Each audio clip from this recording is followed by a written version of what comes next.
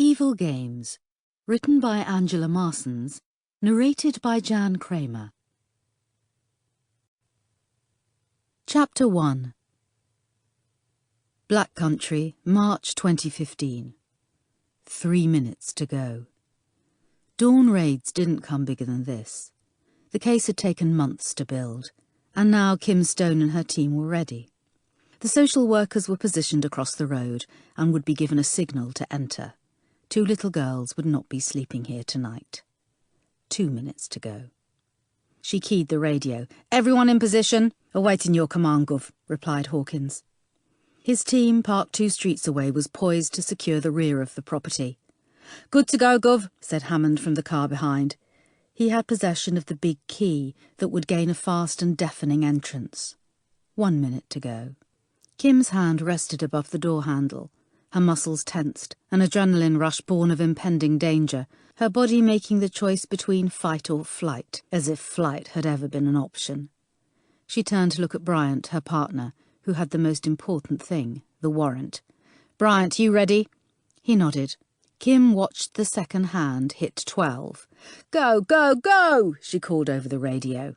8 pairs of boots thundered on the pavement and converged at the front door. Kim got there first. She stood aside as Hammond swung the enforcer at the door. The cheap wooden frame collapsed against 3 tons of kinetic energy. As per the briefing, Bryant and a constable ran up the stairs towards the master bedroom to serve the warrant. "Brown, Griff, take the lounge and kitchen. Strip the place bare if you need to. Dawson, Raj, Hammond, you're with me." Immediately the house was filled with the sound of cupboard doors being swung open and drawers crashing shut. Floorboards above her creaked and a woman wailed hysterically. Kim ignored it and gave the signal for the 2 social workers to enter the property. She stood before the cellar door. A padlock secured the handle. "Hammond, bolt cutters," she called. The officer materialised beside her and expertly snapped the metal. Dawson stepped ahead of her, feeling along the wall for a switch. A funnel of light from the hallway lit the stone steps. Dawson carried on down and powered up his torch, lighting the walkway beneath her feet. The smell of stale smoke and damp permeated the air. Hammond headed over to the corner which held a spot lamp. He switched it on. The beam was aimed at the square gym mat that dominated the middle of the room. A tripod stood just beyond. In the opposite corner was a wardrobe. Kim opened it to find a number of outfits, including a school uniform and bathing costumes. On the floor of the wardrobe were toys, a rubber ring, beach ball, dolls. Kim fought back the nausea. "Raj, take photos," she instructed. Hammond knocked on each of the walls, checking for any secret spaces. In the furthest corner, in an alcove, sat a desk with a computer. Above it were 3 shelves. The top one was filled with magazines. The thin spines offered no clue to their content, but Kim knew what they were. The middle shelf held a selection of digital cameras, mini-discs and cleaning equipment. On the lowest shelf, she counted 17 DVDs. Dawson took the first one, labelled Daisy Goes Swimming, and put it into the disk drive. The high-powered machine quickly sprang into life. Daisy, the 8-year-old, appeared on the screen in a yellow bathing costume. The rubber ring encircled her tiny waist. Her thin arms hugged her upper body, but did nothing to stop the trembling. Emotion gripped Kim's throat. She wanted to tear her eyes away, but couldn't.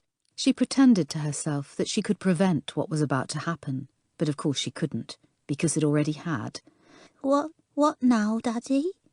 Daisy's tremulous voice asked. All activity stopped. The cellar stood still. Not a sound came from 4 hardened officers paralysed by the little girl's voice. "We're just going to play a little game, sweetheart," Daddy said, coming into camera view.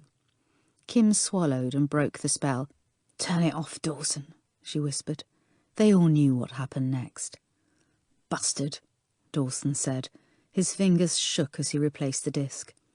Hammond stared into the corner and Raj slowly cleaned his camera lens. Kim pulled herself together. "Guys, we are going to make this piece of shit pay for what he's done. I promise you that." Dawson took out the paperwork to itemise every piece of evidence. He had a long night ahead. Kim heard a commotion upstairs. A female screamed hysterically. "Gov, can you come up here?" Griff called. Kim took one last look around. "Rip the place apart, guys." She met the officer at the top of the cellar steps. "What?" "Wife is demanding some answers." Kim strode to the front door, where a woman in her mid-40s stood, clutching a dressing gown to her gaunt frame. Social workers placed her 2 shivering daughters into a Fiat Panda. Sensing Kim behind her, Wendy Dunn turned. Her eyes were red against a colourless face. "Where are they taking my children?" Kim controlled the urge to knock her out. "Away from your sick, perverted husband." The wife clutched the garment at her throat. Her head shook from side to side. "I didn't know, I swear I didn't know. I want me children, I didn't know." Kim tipped her head. "Really? The wife tends to disbelieve it until she's shown proof. You haven't seen any proof yet, have you, Mrs. Dunn?" Her eyes darted everywhere but back at Kim. "I swear to you I didn't know." Kim leaned forward, the image of Daisy fresh in her mind. "You're a lying bitch. You knew. You're their mother and you allowed them to be damaged forever. I hope you never know a moment's peace for the rest of your miserable damn life." Bryant appeared beside her. "Gov." Kim dragged her gaze away from the trembling woman and turned round. She looked over Bryant's shoulder, straight into the eyes of the man responsible for ensuring that two young girls would never view the world as they should. Everything else in the house faded away, and for a few seconds it was just the two of them. She stared hard, noting the flaccid excess skin that hung from his jaws like melting wax. His breathing was fast and laboured, his 40-stone body exhausted by any type of movement. "You can't fucking come in here and just do what the hell you want." She walked towards him, her entire being recoiled at closing the space between them. "I've got a warrant that says I can." He shook his head. "Get out of my house before I call my solicitor." She removed the handcuffs from her back pocket. "Leonard Dunn, I am arresting you on suspicion of assault of a child under 13 by penetration, sexual assault of a child under 13, and causing a child under 13 to engage in sexual activity." Her eyes bored into his. She saw only panic. She opened the handcuffs as Bryant grabbed Dunn's forearms in preparation. "You do not have to say anything, but it may harm your defence if you do not mention when questioned something which you later rely on in court. Anything you do say may be given in evidence." She closed the handcuffs, taking care not to touch the hairy white flesh. She threw his arms away from her and looked at her partner. "Bryant, get this foul, sick bastard out of my sight before I do something that we'll both regret." Chapter 2. Kim smelled the aftershave before the wearer came into view. "Piss off, Bryant, I'm not home." His 6-foot frame bent under the half-raised garage shutter door. She muted her iPod, silencing the silvery notes of Vivaldi's Winter Concerto. Snatching up a stray rag, she wiped her hands and, using every inch of her 5'9" height, she faced him squarely. Her right hand instinctively ran through her short shock of black hair. Bryant knew that was her pre-battle habit. She placed the errant hand on her hip. "What do you want?" He carefully stepped around the explosion of motorcycle parts that littered the garage floor. "Jesus, what does this want to be when it grows up?" Kim followed his gaze around the space. To him it looked like a small corner of a scrapyard. To her it was forgotten treasure. It had taken almost a year to track down every part to build this motorbike, and she couldn't wait. "It's a 1954 BSA Gold Star." His right eyebrow lifted. "I'm going to take your word on that one." She met his gaze and waited. This wasn't the reason for his visit, and they both knew it. "You weren't there last night," he said, retrieving the exhaust manifold from the floor. "Well deduced, Sherlock. You should consider becoming a detective." He smiled and then sobered. "It was a celebration, Gov." She narrowed her gaze. Here in her home she was not Detective Inspector, and he was not Detective Sergeant. She was Kim, and he was Bryant, her work partner, and the closest thing to a friend she had. "Yeah, whatever. Where were you?" His voice softened. It wasn't the accusation she'd been expecting. She took the exhaust from him and placed it onto the workbench. "It wasn't a celebration for me. But we got him, Kim." And now he was talking to her as a friend. "Yes, but we didn't get her." She reached for the pliers. Some idiot had secured the manifold to the housing with a screw a 1/4 inch too big. "Not enough evidence to charge her. She claims she knew nothing about it, and CPS can't find otherwise." "Then they should get their heads out from their arses and look harder." She clipped the pliers around the end of the bolt and began to turn gently.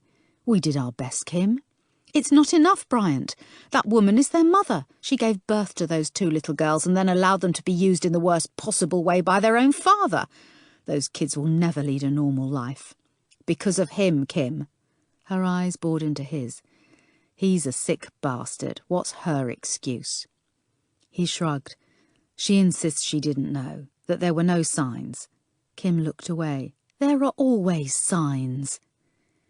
She turned the pliers gently, trying to tease the bolt free without causing any damage to the manifold. We can't shake her. She's sticking to it. You're telling me she never wondered why the door to the cellar was locked, or that there wasn't one time, just one, that she came home early and felt something wasn't quite right? We can't prove it, though. We all did our best. Well, it wasn't good enough, Bryant. Not even close. She was their mother. She should have protected them. She applied extra force and turned the pliers anti-clockwise. The fixing collapsed into the manifold. She threw the pliers against the wall. Damn, it took almost 4 months to track down that bloody exhaust. Bryant shook his head. Not the first set of nuts you've broken, is it, Kim? Despite her anger, a smile tugged at her lips.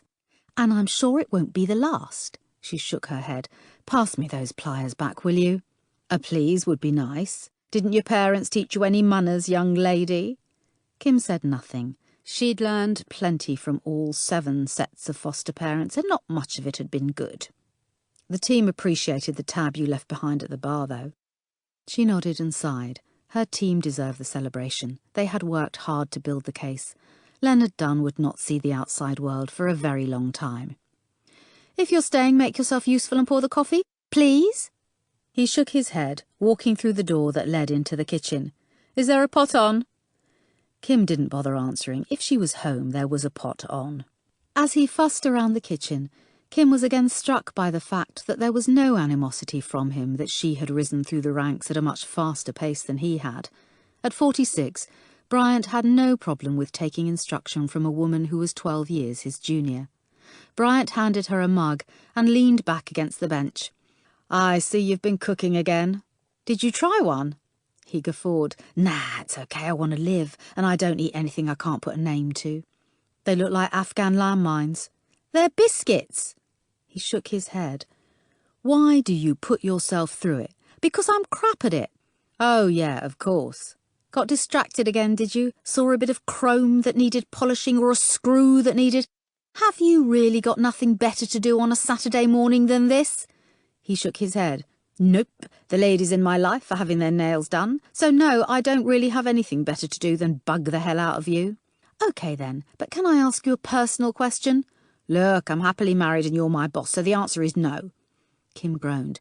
Good to know, but more importantly, why can't you find the backbone to tell your missus you don't want to smell like the dressing room of a boy band?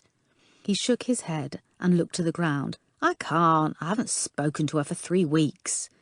Kim turned, alarmed. Why not? He lifted his head and grinned. 'Cause I don't like to interrupt. Kim shook her head and checked her watch. OK, finish your coffee and naff off. He drained his mug. Loving your subtlety, Kim, he said, heading towards the garage door. He turned. His expression asked her if she was OK. She grunted in response. As his car pulled away, Kim sighed deeply. She had to let the case go. The fact that Wendy Dunn had allowed her children to be sexually abused made her jaws ache. The knowledge that those 2 little girls would be returned to their mother sickened her. That they would again be in the care of the one person who was supposed to protect them would haunt her. Kim threw the used rag onto the bench and lowered the roller shutter door. She had family to visit. Chapter 3. Kim placed the white roses in front of the gravestone that bore her twin brother's name. The tip of the tallest petal fell just below the dates that marked the duration of his life. 6 short years. The flower shop had been aglow with buckets of daffodils, the flower synonymous with Mother's Day. Kim hated daffodils, hated Mother's Day, but above all, she hated her mother. What flower did one buy for an evil, murdering bitch? She stood upright and gazed down at the freshly mown grass. It was hard not to visualise the frail, emaciated body that had been ripped from her arms 28 years earlier. She ached to recall a memory of his sweet, trusting face, full of innocent joy and laughter, of childhood, but she could not. No matter how many years passed, the rage never left her. That his short life had been filled with such sadness, such fear, haunted her every day.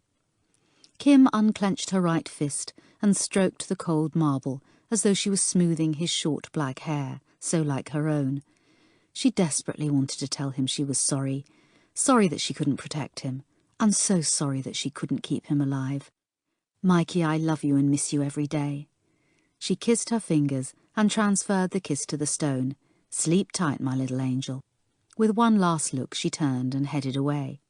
The Kawasaki Ninja waited for her outside the cemetery gates.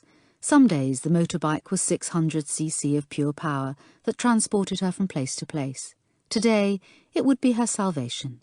She put on her helmet and pulled away from the curb. Today she needed to escape. She rode the bike through Old Hill and Cradley Heath, black country towns that had once thrived with Saturday shoppers, hopping from the stores to the market and then the cafe for a weekly catch-up. But now the brand names had moved to out-of-town retail parks, taking the shoppers and the lively buzz with them. Unemployment in the Black Country was the third highest in the country and had never recovered from the decline of the coal and steel industry, which had boomed in Victorian times. The foundries and steel works had been demolished to make way for trading estates and flats. But today Kim didn't want to tour the Black Country. She wanted to ride the bike hard. She headed out of Stourbridge towards Staunton and an 18-mile stretch of road that wound its way to the picturesque town of Bridgnorth. She had no interest in the riverside shops or cafes. What she wanted was the ride. At the black and white sign she accelerated the bike. The anticipated shot of adrenaline ripped through her veins as the engine came to life beneath her. She leaned into the machine, her breasts against the fuel tank. Once unleashed, the power of the bike challenged every muscle in her body. She could feel its impatience and agitation in wanting to explode. And at times she was tempted to let it. "Come on, get me," she thought, as her right knee kissed the ground on a sudden sharp turn. "I'm waiting, you bastards, I'm waiting." Just now and again she liked to taunt the demons. She liked to goad the fates that had been denied when she hadn't died beside her brother. And one of these days they would get her. It was just a matter of when. Chapter 4. Dr. Alexandra Thorne circled the consultation room for the third time, as was her custom prior to a meeting with an important client. To Alex's knowledge, her first patient of the day had achieved nothing remarkable in the 24 years of her existence. Ruth Willis had not saved anyone's life. She had not discovered a miracle drug, or even been a particularly productive member of society. No, the significance of Ruth's existence was for Alex's benefit only, a fact of which the subject herself was blissfully unaware. Alex continued her inspection with a critical eye and lowered herself into the chair reserved for her patients, and for good reason. It was crafted of brain-tanned Italian leather, which gently caressed her back and offered reassuring comfort and warmth. The chair was angled away from the distraction of the sash window, instead offering the patient a view of the certificates adorning the wall behind the Reproduction Regency writing table. On top of the desk sat a photograph turned slightly so the patient could see a handsome athletic man with two young boys, all smiling for the camera, a reassuring photograph of a beautiful family. Most important for this particular session was the eye-line view of the letter opener with its carved wooden handle and thin long blade that graced the front of her desk. The sound of the doorbell sent a shiver of anticipation through her body. Perfect. Ruth was right on time. Alex paused briefly to check her own appearance from toe to head. 3-inch heels added to her natural height of 5'6". Her long, slim legs were encased in navy tailored trousers with a wide leather belt.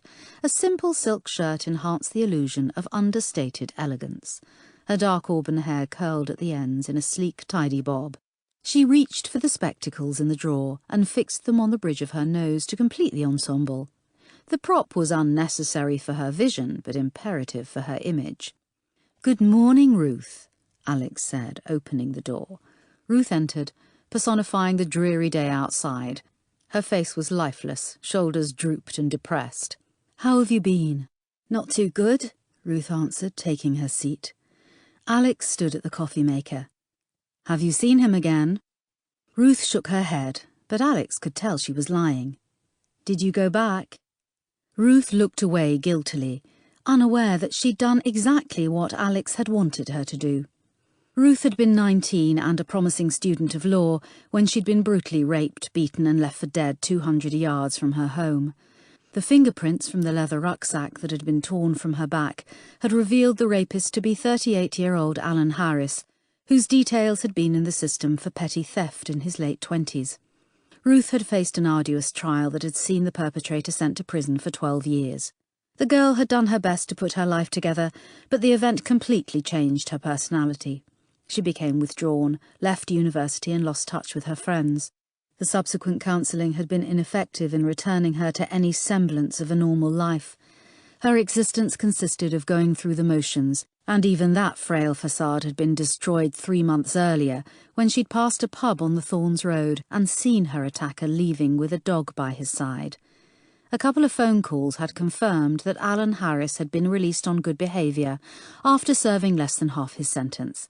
This news had driven the girl to a suicide attempt, and the resulting court order had brought her to Alex. During their last session, Ruth had admitted to spending every night outside the pub, in the shadows, just to see him. "If you recall, I did advise against going back when we last met."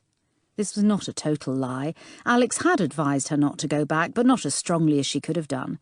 "I know, but I had to see." "But what, Ruth?" Alex forced tenderness into her tone. "What were you hoping to see?" Ruth gripped the arm of the chair. "I want to know why he did what he did. I want to see it in his face if he's sorry, if he's got any guilt for destroying my life, for destroying me." Alex nodded sympathetically.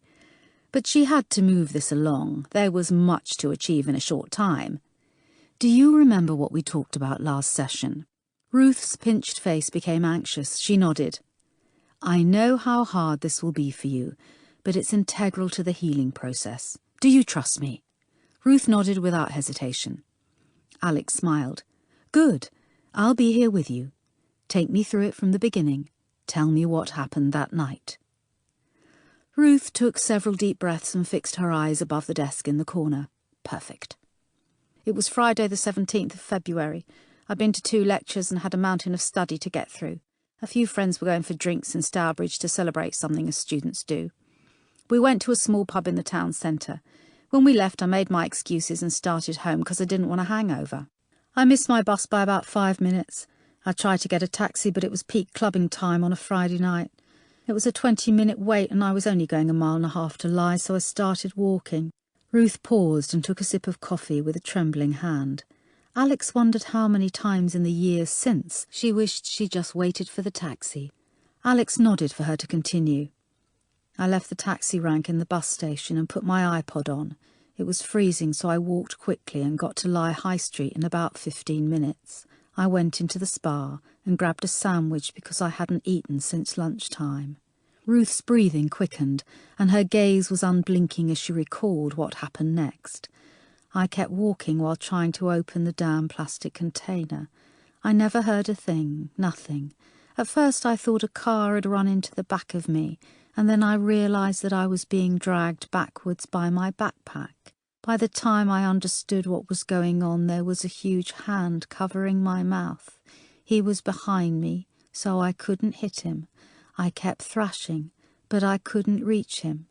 I felt like I'd been dragged miles, but it was only about 50 yards into the darkness of the graveyard, at the top of the high street." Alex noted that Ruth's voice had become distant, clinical, as though reciting an event that had happened to someone else. "He stuffed a rag into my mouth and threw me to the ground. My head hit the side of a gravestone and blood ran down my cheek. All the time he was reaching underneath me to unzip my jeans, and all I could think about was the blood. There was so much of it. My jeans had been pulled down to my ankles. He put his foot onto my calf and put his weight on it. I tried to ignore the pain and push myself up. He kicked the right side of my head, and then I heard his zip being pulled down and the rustle of his trousers." Ruth took a deep breath. "It was only then that I realised he was going to rape me. I tried to scream, but the rag in my mouth muffled the sound. He ripped off my backpack and then used his knee to spread my legs apart. He lowered himself onto me and thrust himself into my back passage. The pain was so horrendous I couldn't breathe, and the screams couldn't get past the rag in my mouth. I lost consciousness a couple of times, and each time I came back I prayed for death. Tears had started to roll down Ruth's cheeks. Go on. It seemed to go on for hours, and then he was spent. He stood quickly, zipped himself up and bent down. He whispered into my ear, "Hope that was good for you, darling." He kicked me again in the head and was gone. I blacked out and only came to as I was being lifted into the ambulance. Alex reached across and squeezed Ruth's hand. It was ice cold and trembling. Alex hadn't been listening too closely. This needed to be moved on. How long were you in hospital? Almost 2 weeks. The head injuries healed first. Apparently head wounds bleed a lot. It was the other thing. Ruth was uncomfortable speaking about the other injury, but Alex needed Ruth to feel the pain and humiliation of it all. How many stitches again? Ruth winced. 11. Alex watched Ruth's jaw grow firm as she recalled the horror in her own private hell. Ruth, I can't even begin to understand what you've been through, and I'm sorry for causing you to have to relive it, but it's necessary for your long-term healing. Ruth nodded and fixed her with a look of total trust. So, in your own words, what did this monster take from you? Ruth thought for a moment. Light. Go on. Nothing is light anymore. I have this idea that before that night I viewed everything with light. The world was light, even a dull, thundery day was light, but now it seems that my vision has a filter, making everything darker. Summer days are not as bright, jokes are not as funny, no motives are without agenda. My view of the world and everyone in it, even people I love, is changed for good. What prompted the suicide attempt? Ruth uncrossed and recrossed her legs. When I saw him, I was in shock initially. I couldn't believe that he was out so soon, that justice had failed me so miserably. But it was more than that, she said, as though finally realising something she hadn't explored before. It was the realisation that I will never be free of the rage that's inside me. Pure hatred runs in my veins, and it's exhausting. I realise that he would always have that hold over me, and that there's nothing I can do about it. It will only end when one of us dies. But why should that be you and not him? Ruth pondered. Because there's only one of those options I can control. Alex stared at her for a few seconds and then closed her notepad and placed it on the table. Maybe not, she said thoughtfully, as though an idea had just occurred to her, when really it was what she'd been heading towards for their entire time together. Would you be prepared to indulge me in an experiment? Ruth looked hesitant. Do you trust me? Of course. I'd like to try something that I think might help. I think we can give you some light back. Really? Ruth asked pathetically, hoping for a damn miracle. Absolutely. Alex sat forward, her elbows on her knees. Before we start, I need you to understand that this is a visualization and symbolic exercise. Ruth nodded. Okay then, just stare forward and we'll take a journey together. Put yourself outside the pub where he drinks, but you're not a victim. You feel strong, confident, righteous. You're not dreading him leaving the pub. You're anticipating it. You have been waiting for this opportunity. You are not skulking in the shadows, and you are not frightened. Ruth's back straightened, and her jaw inched forward slightly. He exits the pub, and you walk a few meters behind. You are not threatened. You are a lone female behind a grown man, and you are not afraid. Your hand is wrapped around a knife in your coat pocket. You are confident and in control. Alex saw Ruth's eyes drop to the letter opener, where they stayed. Perfect. At the end of the road, he turns into the alley. You wait for the perfect moment when there is no one else around, and you speed up. You get within a couple of feet and you say, "Excuse me?" He turns with a surprised expression and you ask if he has the right time. Ruth's breathing had quickened at the thought of coming face to face with her attacker, even in the role play, but she swallowed hard and nodded. As he lifts his wrist to check his watch, you drive the knife into his stomach as hard as you can. Again you feel his flesh against yours, but this time it is on your terms. He looks down in shock as you step backwards. He stares into your face and recognition dawns. Finally, he knows who you are. He recalls briefly that night as he falls to the ground. Blood stains his shirt and pools all around him. You step further away and watch the blood leaving his body, and as it flows, it takes with it any hold he has over you. You watch the blood puddle, and you know that his control over you is gone. You reach down and take the knife. You take back your own control, your own destiny, your light. Ruth's face was slack. Alex was tempted to offer her a cigarette. She allowed a couple of minutes to pass before speaking. "Are you okay?" Ruth nodded and tore her gaze away from the letter opener. "Do you feel any better?" "Surprisingly, yes." It's a symbolic exercise that gives you a visual representation of taking back control of your own life. "It felt good, almost like I feel cleansed," Ruth admitted with a wry smile. "Thank you." Alex patted Ruth's hand. "I think that's enough for today. Same time next week?" Ruth nodded, thanked her again and left. Alex closed the door behind her and laughed out loud. Chapter 5. Kim strode into the station, her mind whirring from the phone call. There was a suspicion nagging at her stomach, but she hoped she was wrong. Surely no one would be that stupid. With more than 11,000 employees, West Midlands Police rated as the second largest in the country, second only to the Metropolitan Police in London. The force was responsible for Birmingham, Coventry, Wolverhampton and the Black Country. Divided into 10 local policing units, Halesowen came under the Dudley LPU and was one of the 4 police stations under the supervision of Chief Superintendent Young. Halesowen wasn't the largest station in the pack, but Kim preferred it to any of the others. "What the hell happened?" she asked the custody sergeant. He coloured instantly. "It's done. He had a little, accident."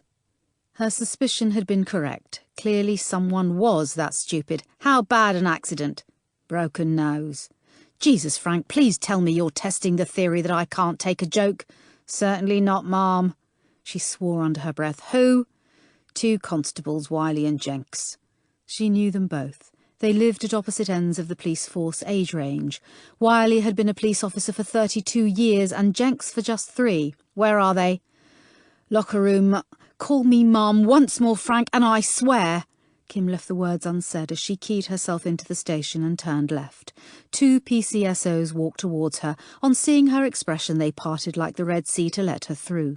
She stormed into the male locker room without knocking and followed the maze-like direction of the cabinets until she found her targets. Wiley stood against an open locker, hands in his pockets. Jenks sat on the bench clutching his head. "What the hell were you 2 thinking?" Kim cried. Jenks looked up at Wiley before he looked at her. Wiley shrugged and looked away. The kid was on his own. "I'm sorry. I just couldn't. I have a daughter. Kim turned her full attention on Jenks. "So has half the damn team that worked night and day to catch the bastard." She took a step closer and leaned down, bringing her face closer to his. "Do you have any clue what you've done, what you've jeopardised?" she spat.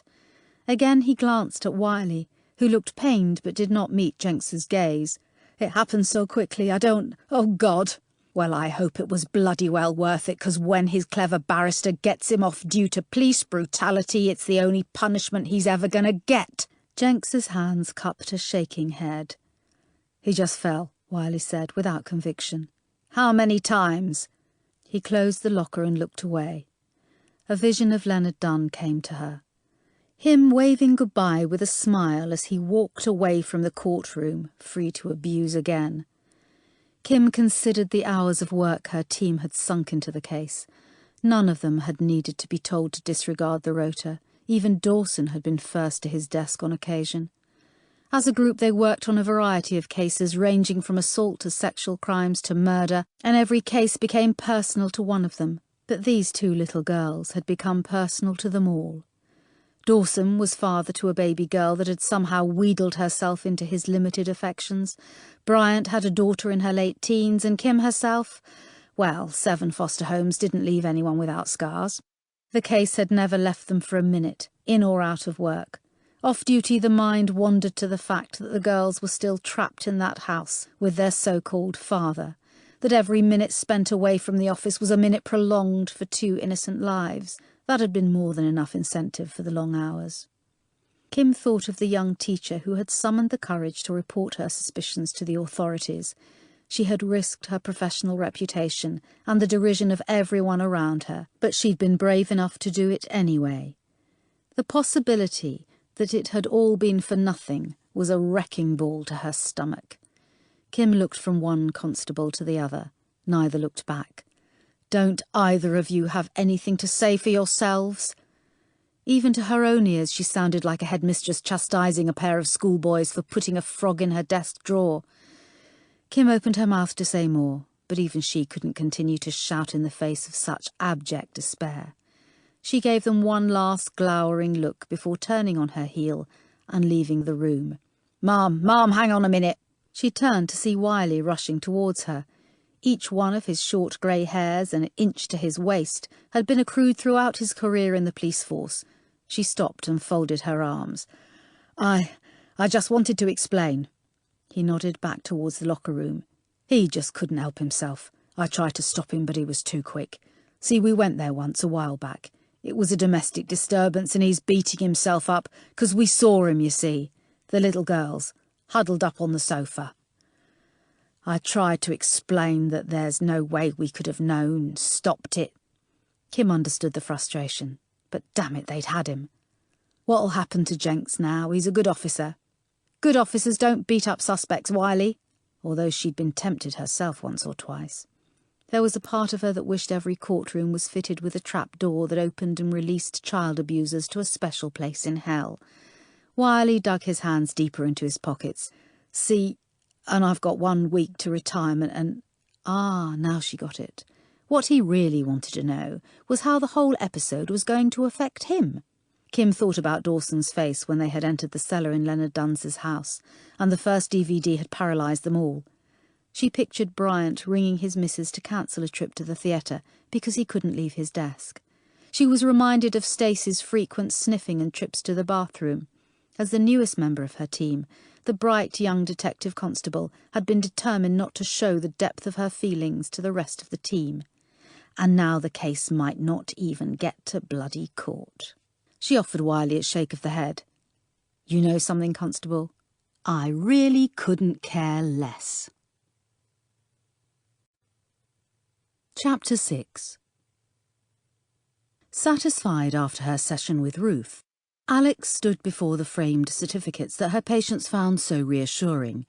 The MBBS from the UCL Medical School, the MRC Psych, ST4 and Certificate of Completion Specialist Training represented the most arduous years of her education. Not because of the hard work. Her IQ of 131 had breezed her through that. It had been the tedium of the study and the sheer effort of not exposing the stupidity of her peers and professors. By far the easiest qualification she'd achieved was the PhD in psychiatry, the only certificate on her wall that her clients really understood. Alex felt no pride in her paper achievements. There had been no doubt in her mind that she would reach her goals. Her qualifications were displayed for one reason only: trust. Following her education, Alex had embarked on the second part of her master plan. She had spent 2 years building a history, writing papers and case studies within the stymied boundaries of the mental health profession that would earn respect.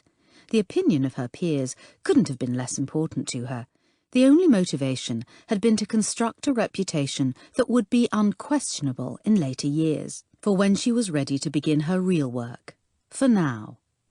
During those years, she'd been forced to whore out her expertise to the court system, providing psychological assessments on the great unwashed embroiled within the judicial process.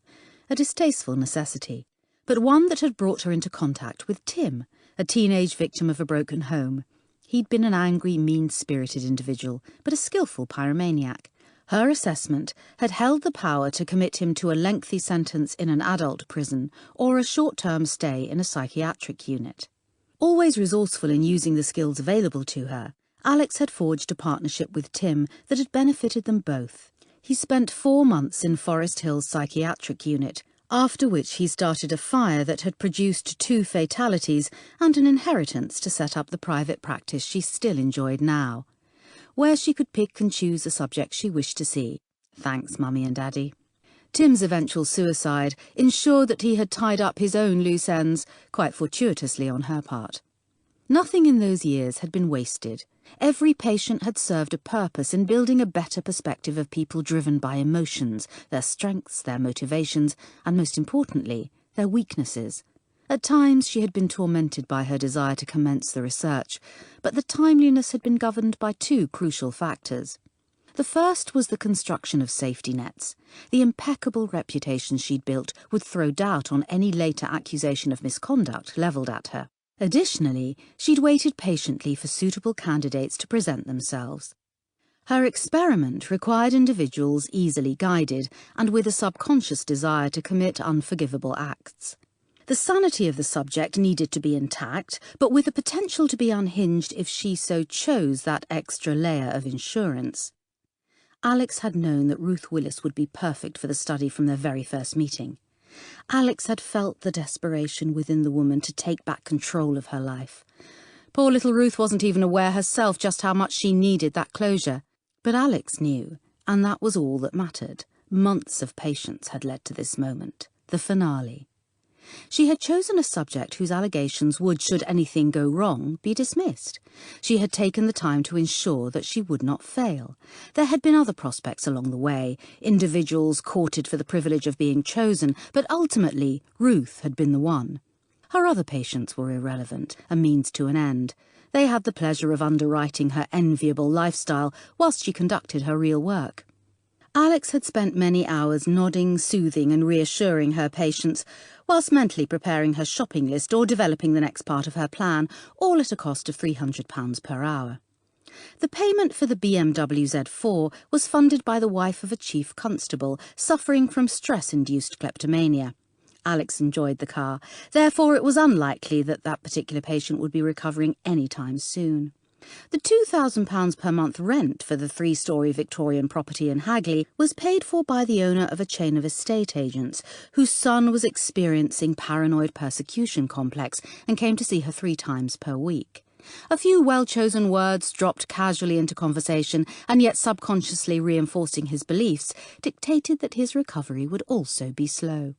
She stood before the portrait that took pride of place above the fireplace. She liked to look into the depths of his cold, unfeeling eyes and wonder if he would have understood her. It was a rich oil painting that she had commissioned from a grainy black-and-white photograph of the only ancestor Alex could trace in whom she had any pride. Uncle Jack, as she liked to call him, had been a higgler, better known as a hangman in the 1870s.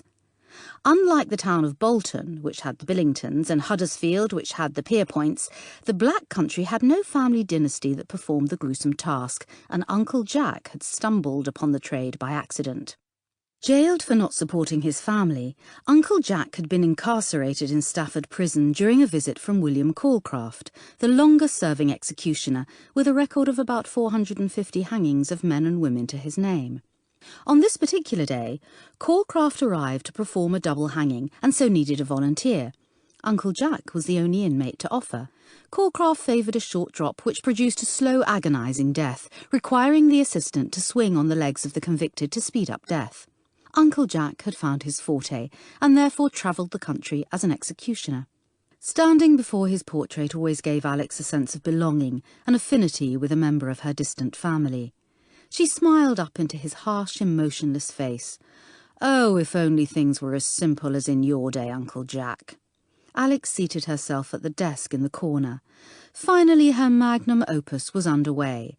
Her journey to find the answers to questions that had puzzled her for years had begun. She let out a long, satisfied breath and reached into the top drawer for the Clairefontaine paper and the Mont Blanc pen. It was time for her own form of recreation. "Dearest Sarah," she began. Chapter 7. Ruth Willis stood in the shadows of the shop doorway, her eyes trained on the park. The cold seeped from the ground up through her feet and into her legs like a metal stake. The odour of urine surrounded her. The plastic bin to her right overflowed with rubbish. Crisp packets and fag ends had spilled onto the tarmac. The visualisation exercise was crystal clear in her mind. Alex was beside her.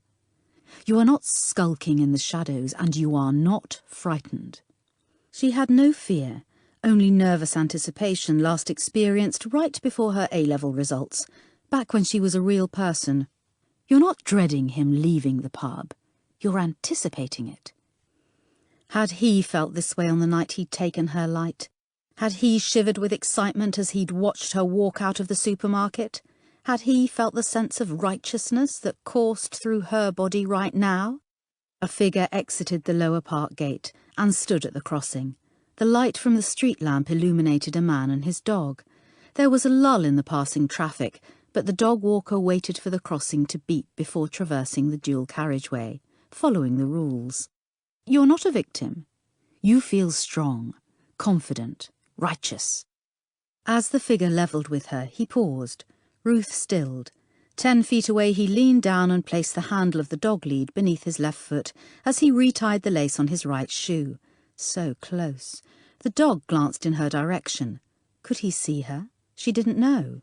You are confident and in control. For the briefest of seconds, she was tempted to rush forward, to drive the kitchen knife into his arched back and watch him fall face first to the ground, but she resisted. The visualisation had climaxed in the alley. She must stick to her plan. Only then would she be free. Only then would she retrieve her light. You are a lone female behind a grown man, and you are not afraid. She exited the shadows and fell into step a few paces behind him. Her trainers made little sound against 2 cars racing along the stretch of road. In the alleyway, the sound of her footsteps was exposed. His body tensed, sensing a presence behind him. But he didn't turn. He slowed slightly, as though hoping the pedestrian would pass by. She would not. Your hand is wrapped around a knife in your coat pocket. Halfway into the alley, at the exact spot she'd visualised, her heartbeat quickened with her step. "Excuse me," she said, surprised by the calmness of her tone as she repeated the words Alex had given her. His body relaxed at the sound of a female voice, and he turned with a smile on his face. Big mistake. "Do you have the right time?" she asked. Her expression remained open when confronted with his face. He had raped her from behind, and his facial features meant nothing to her. It was the sound that transported her back. His breathing was laboured from walking the dog. It was a sound she remembered well in her ear as he had split her insides open. He used his right hand to uncover the watch beneath the elasticated cuff of his jacket. "I make it past." The knife plunged into his abdomen with ease, traversing its journey through flesh, muscle and throbbing organs. The blade turned north and met bone as she thrust upwards. She turned the knife slowly, mincing anything in its path, like a kitchen blender. Her hand rested briefly against his stomach and could travel no further. Feel his flesh against yours, but this time on your terms. A sense of achievement washed over her as she withdrew the blade from his stomach. The thrust and turn needed to overcome resistance had been satisfying. You watch the blood puddle, and you know that his control over you is gone. His legs wobbled as his right hand clutched the wound. Blood ran over his splayed fingers. He clutched harder. He looked down, bewildered, and then into her eyes, and back down as though unable to comprehend the unrelated incidents, her presence and a knife wound. You take back your own control, your destiny, your light. He blinked rapidly, and for a second his vision cleared and he stilled.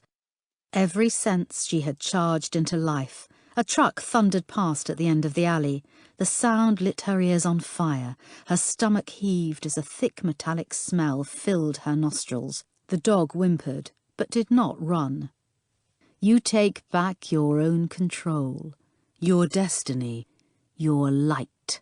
Ruth drew back the knife and plunged it in again. The second penetration was not as deep, but the momentum forced him backwards. A sickening thud sounded as the back of his skull met the concrete. You take back your own control, your destiny, your light. Something hadn't gone quite right. She'd missed a crucial detail. In the visualization, her body was suffused with peace, calm. She towered over his writhing body and thrust the knife into his flesh again. He groaned, so she stabbed him again. She kicked at his left leg. "Get up, get up, get up!" she screamed, but the leg lay inert like the rest of him. You take back your own control, your destiny, your light. "Get the fuck up!" She aimed a kick to his ribs. Blood spurted from his open mouth. His eyes rolled back in his head as he squirmed like a demented mammal. The dog ran around his head, seemingly unsure what to do. The tears rolled over her cheeks and fell. "Give it to me, you fucker, just give it back to me," she ordered. The body went still, and the alley silenced. Ruth drew herself back to her full height. As the blood pooled like a paint spill beneath the lifeless body, Ruth waited. Where was her relief? Where was her salvation? Where the hell was her light? The dog barked. Ruth Willis turned and ran for her life. Chapter 8. It started with a body, Kim thought, getting out of the Golf GTI. "Nearly got him there, Gov," Bryant said of the uniformed officer who had jumped out of the way to avoid the bonnet of the car. "I was miles away from him." She ducked under the barrier tape and headed for the bunch of fluorescent jackets milling around the white tent. The Thorns Road, a dual carriageway, formed part of the main link from Lye to Dudley Town. One side of the road was primarily made up of a park and houses. The other side was dominated by a gym, a school and the Thorns pub. The mid-March day temperature had almost broken double figures, but the darkness had sent the mercury plummeting all the way back to February. While Bryant confirmed their credentials, Kim ignored everyone and headed for the body.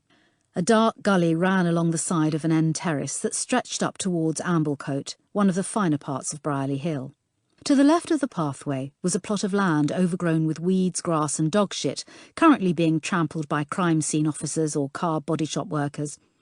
She entered the white privacy tent and groaned. Keats, her favourite pathologist, was bent over the body.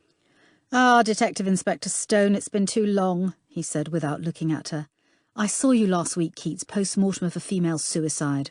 He looked up and then shook his head. "No, I must have blocked it out. People do that with traumatic events, you see.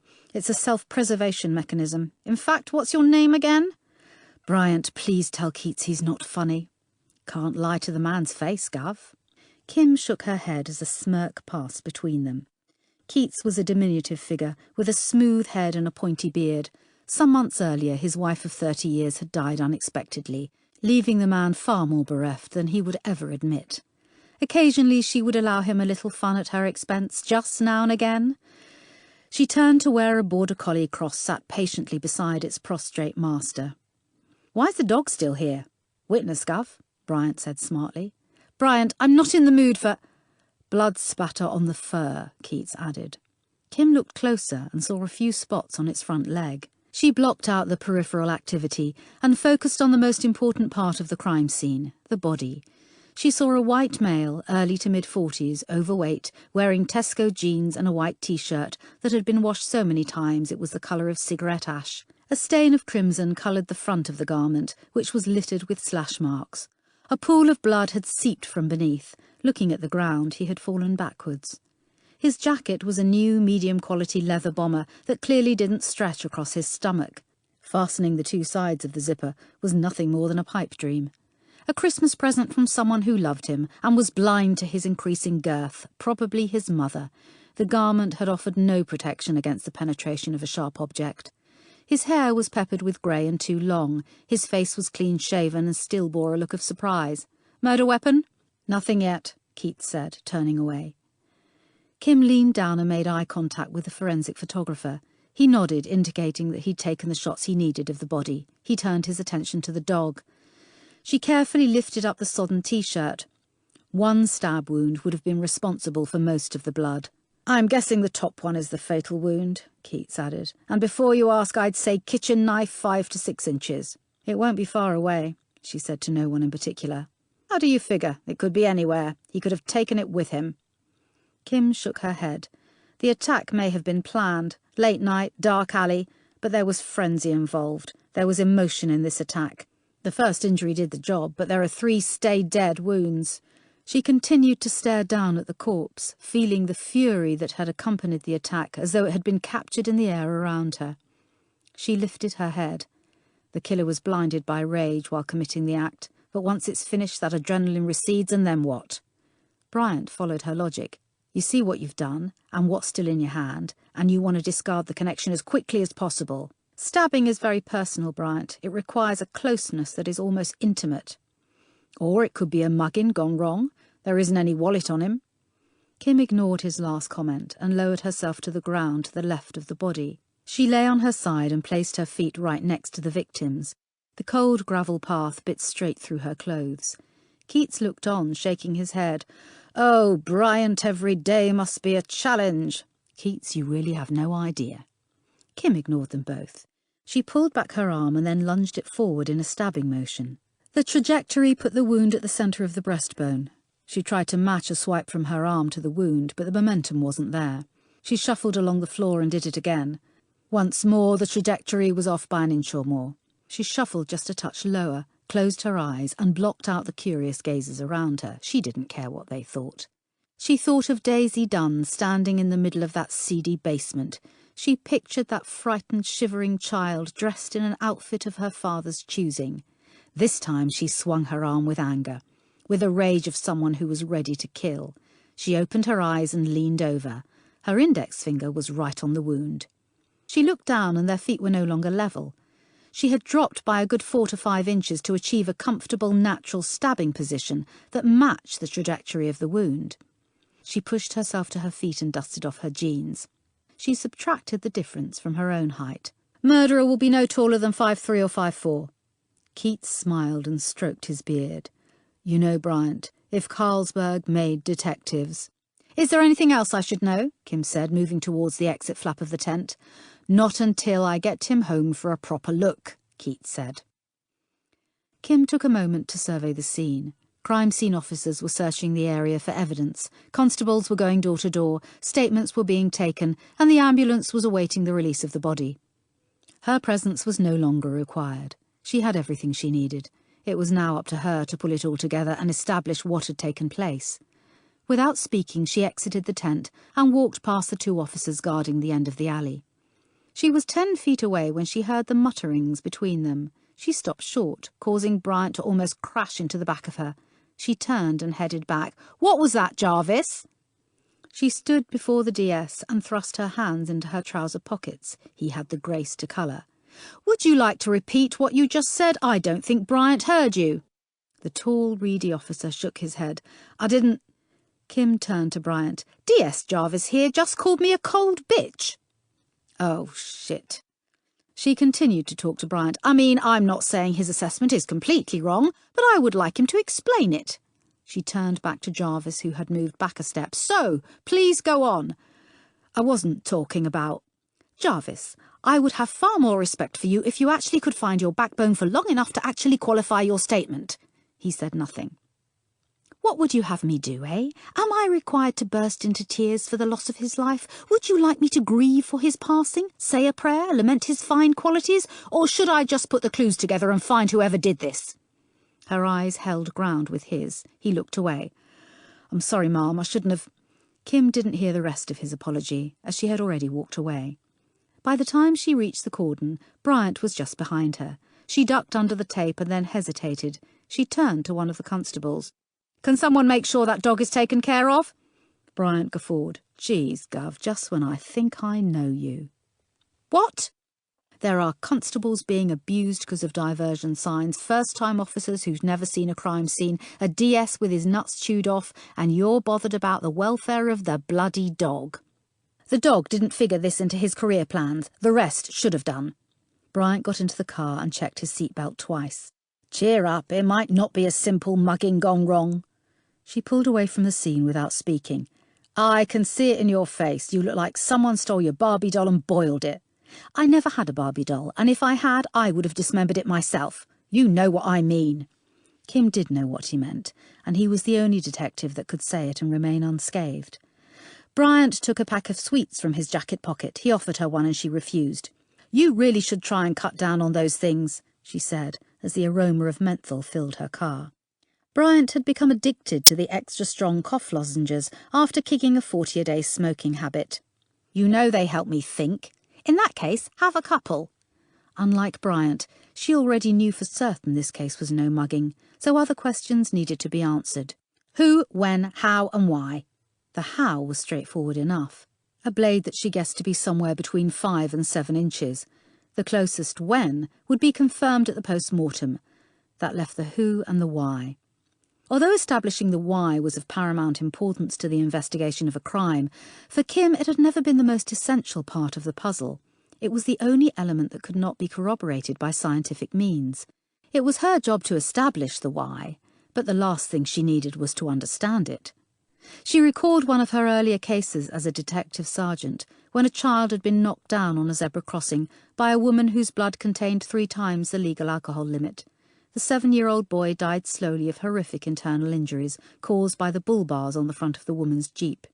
It transpired that the woman had been diagnosed with ovarian cancer and had spent the afternoon in the pub. This information had no effect on Kim whatsoever, because the facts remained the same. The woman had still chosen to drink, she had still chosen to get behind the wheel of a car, and the 7-year-old boy was still dead. Understanding the why of an action brought with it an expectation of empathy, understanding or forgiveness, however brutal the act. And as her past would bear out, Kim was not the forgiving kind. Chapter 9. At 1:30 a.m, Kim headed through the communal office that housed the police constables, PCSOs and a couple of civilian staff. Good, you're here. The other 2 detectives that completed her team were already seated. There had been little time to recover since closing the Dunn case, but that's how her team rolled. The room held 4 desks in 2 sets of 2 facing each other. Each desk mirrored its partner, with a computer screen and mismatched file trays. 3 of the desks accommodated permanent occupants, but the 4th sat empty since they had been downsized 2 years earlier. It was where Kim normally perched herself rather than her office. The space with her name on the door was commonly referred to as the bowl. It was nothing more than an area in the top right-hand corner of the room that was partitioned off by plasterboard and glass. "Morning, Gov," Detective Constable Wood called brightly. Although half English and half Nigerian, Stacey's desk held a sign stating, "The only way is Dudley." She wore her hair short and natural. Her complexion and gentle features suited the style. On the other hand, D.S. Dawson looked as though he'd left a hot date. Dawson had been born wearing a suit, and just as some men were unable to look smart even in Armani, Dawson was the opposite. His numerous suits were not expensive, but he managed to make them look good. His shoes and tie normally dictated his activity. Kim glanced to the ground as he headed to the percolator. Oh yes, he'd been on the pull all right, just a few months after being accepted back into the loving embrace of his fiancé and young child. But it wasn't her business, so she left it alone. "Stace, you get the board." Stacey jumped up and reached for the black marker pen. "No identity yet. Wallet wasn't on him, so we'll go with what we know. White male, mid-40s, low income, 4 stab wounds, first one fatal." Kim paused for a moment, giving Stacey a chance to catch up. "So, we need to get a timeline. Did he go to the pub and his wallet was taken afterwards, or did he simply take his dog for a walk?" Kim turned her attention to Dawson. "Kev, talk to the uniforms, check with the bus service and taxi ranks. It's a busy road, someone might have seen something. Get the witness statements for yesterday. Bryant, check for any missing persons reports." Kim looked around the room. Everyone was moving. "And I'll go and brief the boss." She took the stairs 2 at a time and entered without knocking. DCI Woodward's 5'11" stature could be gauged even from a sitting position. His torso sat straight and proud, and Kim was yet to spot a crease in his crisp white shirts. His Caribbean heritage had gifted him with skin that belied his 53 years. He had begun his career as a constable on the streets of Wolverhampton and had persevered through the ranks during decades when the police force was not as politically correct as it liked to think it was. His unwavering passion and pride was reflected in the bookcase displaying his Matchbox car collection. The police vehicles took centre stage. He picked up the stress ball from the edge of his desk and started kneading it with his right hand. "What do we have so far?" "Very little, sir. We just started outlining the investigation."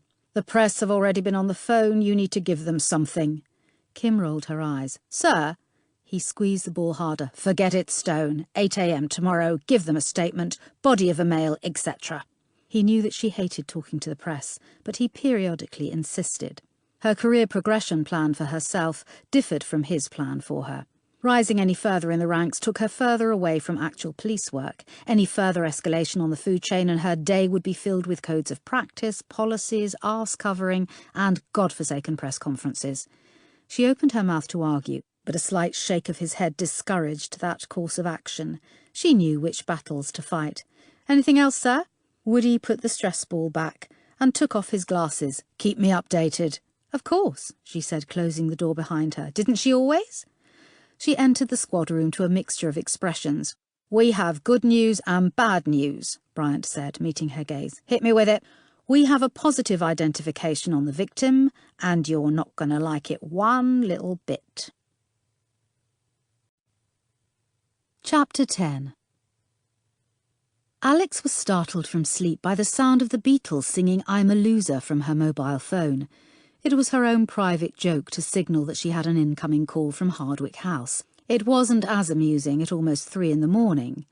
She glared at the phone for a couple of seconds, trying to gain her composure, eventually silencing John Lennon. "Hello? Alex, it's David. Can you come over?" His voice disappeared into the distance, but she heard him shout for someone to get Shane back into the common room. "Look, we've had an incident between Shane and Malcolm. Can you get here?" Alex's interest picked up. "What type of—" "Eric, get Shane in there and close the damn door." He sounded fraught, and Alex could hear a lot of shouting in the background. "I'll explain when you get here." "On my way." She dressed quickly but thoughtfully in fitted jeans that hugged her hips and caressed her bottom. On top she put a cashmere jumper that revealed just a hint of cleavage when she leaned forward, invaluable when visiting a house full of men. A light dusting of blusher and a quick pout of lipstick, and the just-out-of-bed look had been carefully constructed. She grabbed a notepad from the kitchen drawer on her way out. As the 3-litre injection engine cut through the silence of the leafy road, Alex considered her options with Hardwick House.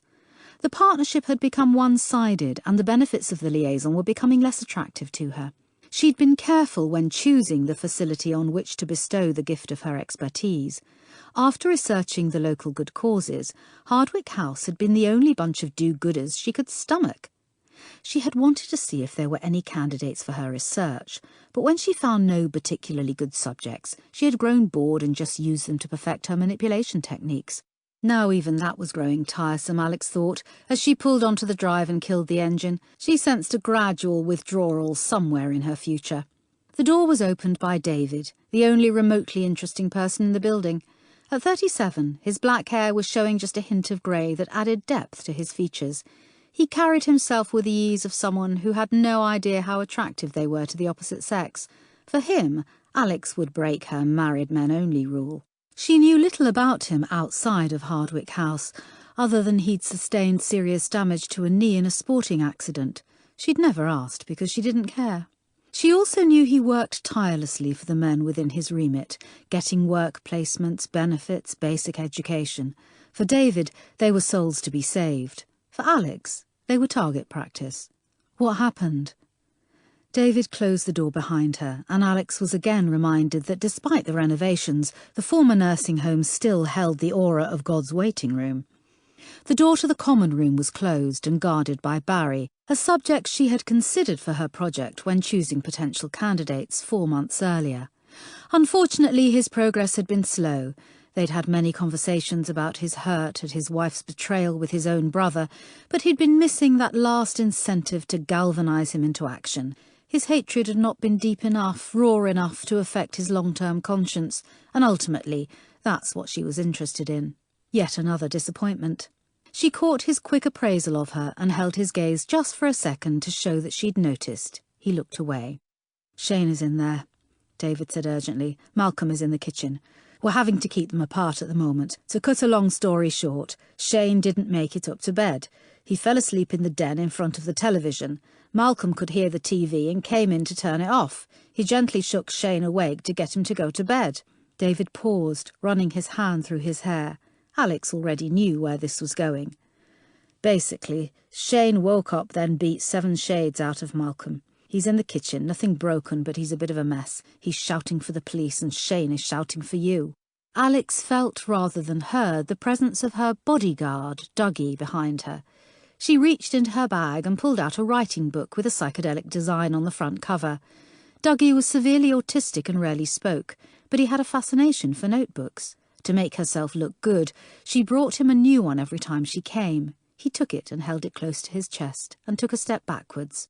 He was 6 foot tall and gangly. His family had disowned him at 12, yet somehow he'd survived on the streets until David caught him taking leftovers from the bins.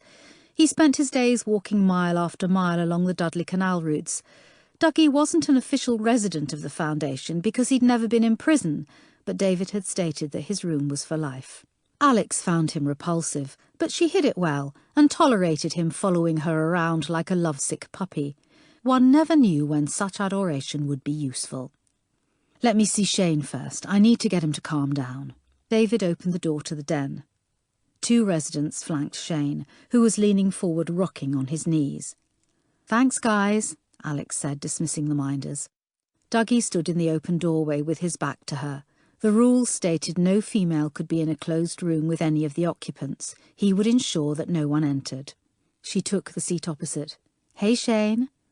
He didn't look up, but his bruised hands clenched each other tightly. Alex knew Shane's story well because she'd considered him for part of her study. He was a tall, skinny lad who looked younger than his 23 years.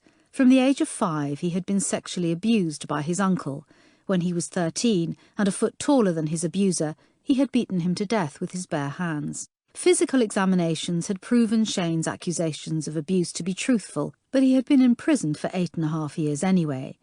He had been released to find that his parents had moved away and left no forwarding address. Alex debated how to handle him. What she really wanted to do was shake Shane and tell him he'd fucked up big time, but she couldn't let her annoyance with him show.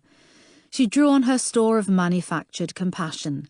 "Shane, come on, it's me, Alex. What happened?"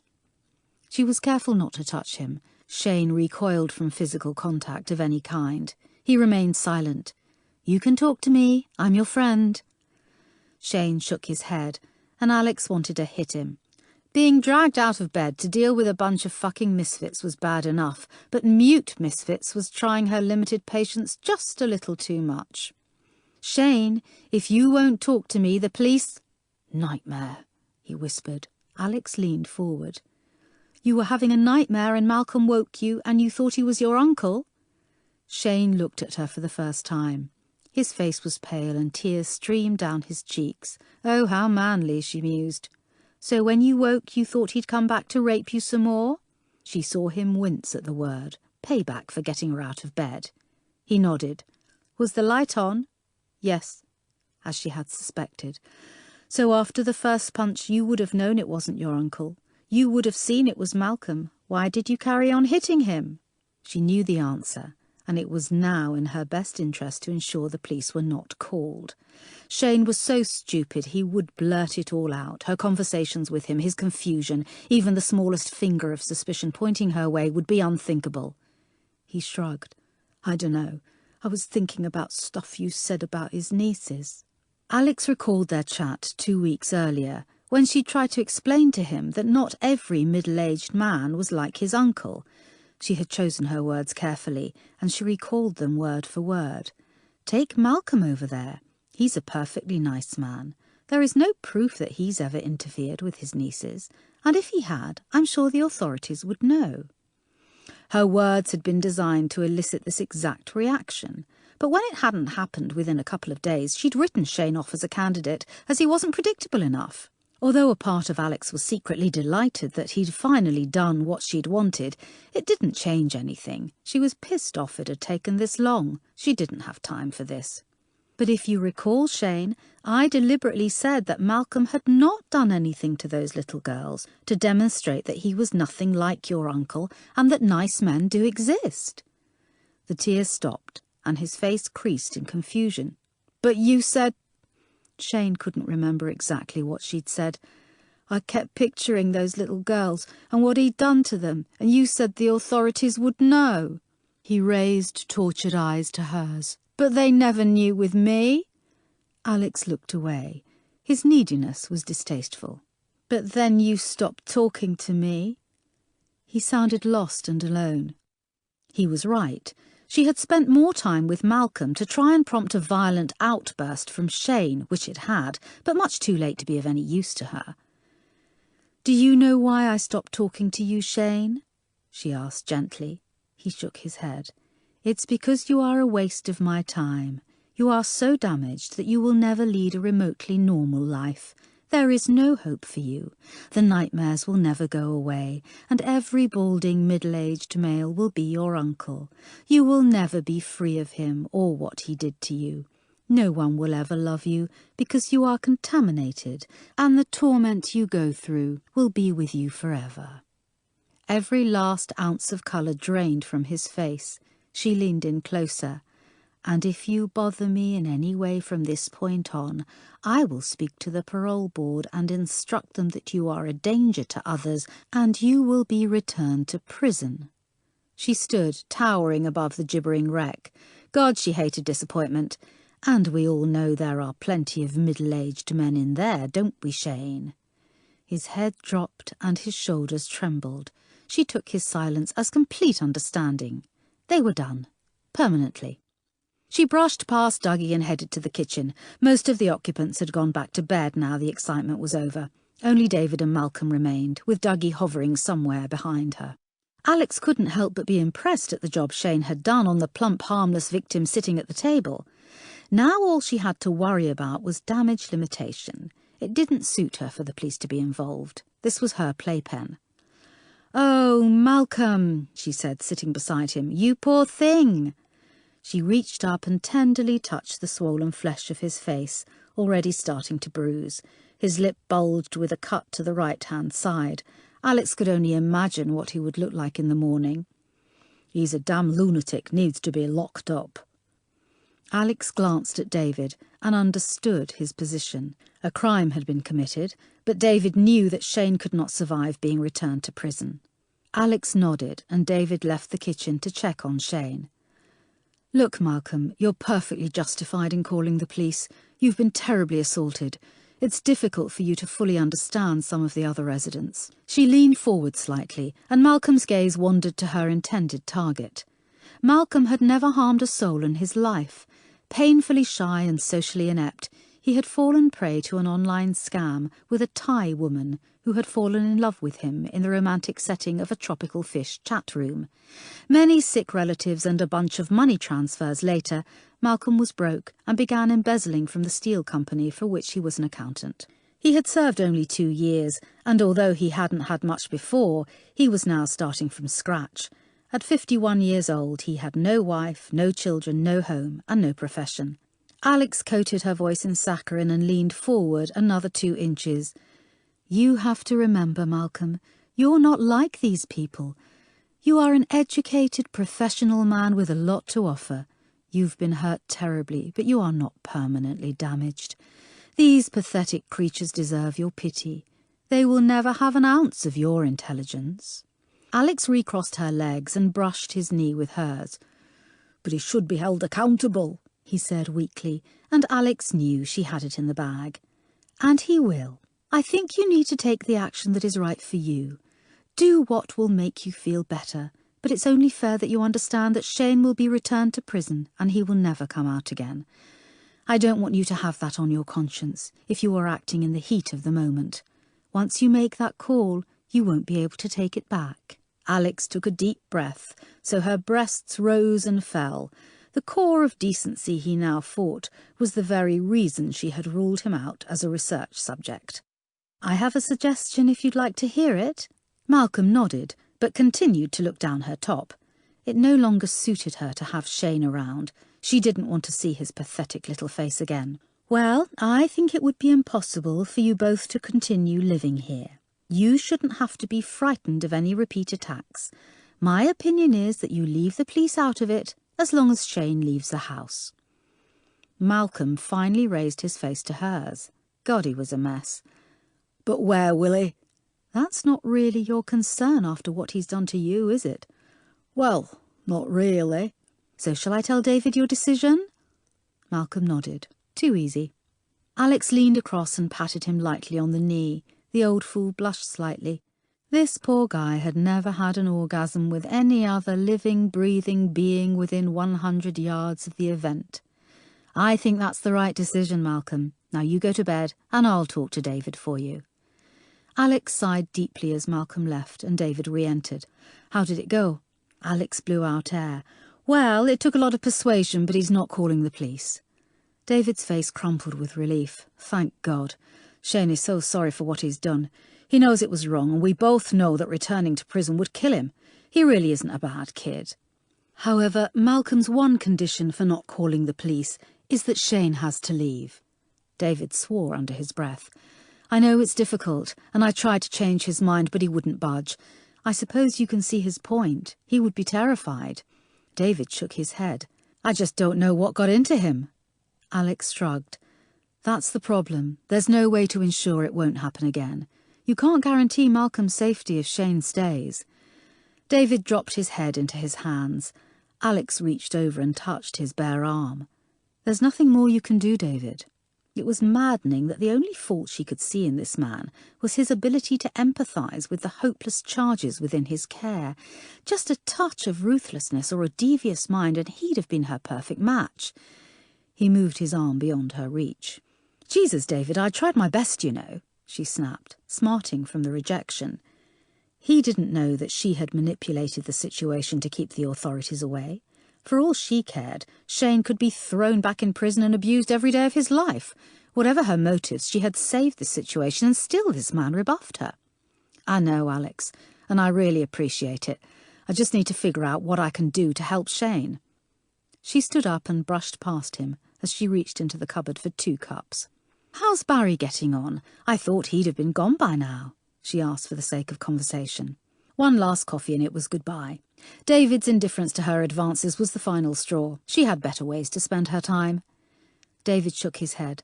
Poor guy suffered a major setback. Heard from a friend of a friend that his ex-wife and brother got married last week. Barry's daughter was a bridesmaid. He had a major meltdown and smashed up some stuff. He's not ready to go yet. Alex felt the smile begin low in her stomach. Luckily, she had turned away by the time it reached her face.